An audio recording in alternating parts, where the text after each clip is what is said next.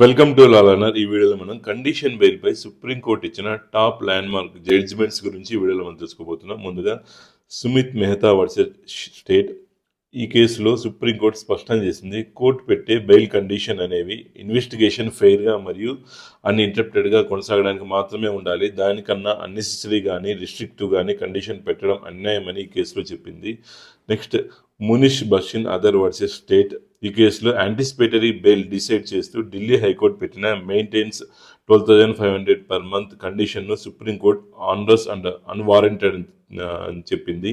Anticipated బెయిల్లో maintenance conditions పెట్టడం సరైనది కాదని ఈ కేసులో చెప్పింది. Next Kunal Kumar Tiwari versus state of Bihar. ఈ కేసులో సుప్రీంకోర్టు చెప్పింది, కొన్ని anticipatory bail condition observed highly onerous మరియు జస్టిస్ అడ్మినిస్ట్రేషన్కి సంబంధం లేనివిగా ఉన్నాయని. Next court jealously unnecessary conditions పెట్టకూడదని చెప్పింది. Next Mohammad Azam Khan versus state of UP. ఈ కేసులో హైకోర్టు ఒక స్ట్రేంజ్ కండిషన్ పెట్టింది. యూనివర్సిటీ ప్రిన్సెస్ను సీల్ చేయాలని సుప్రీంకోర్టు దీన్ని ఘాటుగా తప్పుపట్టింది.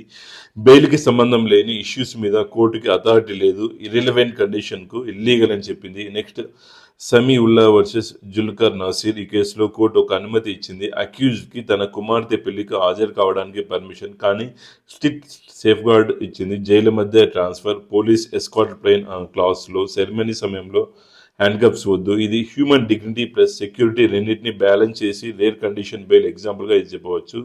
ఈ వీడియో మీకు ఇన్ఫర్మేటివ్గా అనిపిస్తే please subscribe my channel. Thank you for watching video. జై హింద్.